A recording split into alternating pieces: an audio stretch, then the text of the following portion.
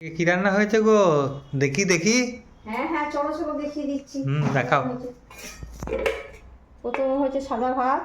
আচ্ছা, তারপরে তারপরে এখানে কালকে একটু ডাল করা ছিল, সেই ডালটাকে আবার টমেটো ধনে পাতা দিয়ে এটা ফোড়ন করে দিয়েছি। আচ্ছা, তারপরে তারপরে এখানে হয়েছে একটু টক, ঝোল ঝোল করে মাছের টক। মাছের টক। হুম আহ, মাছের টক তেঁতুল দিয়ে আচ্ছা। ঝোল ঝোল করে করেছি একটু। হুম। এখানে হয়েছে দেখো আলু বাবা। দিয়ে পাবদা মাছ দিয়ে, দারুণ এটা হয়েছে ডিম মনে ভরা হচ্ছে। আছে পাবদা মাছে। দারুণ লাগছে। পাবদা মাছের ঝাল একদম গা মাখা।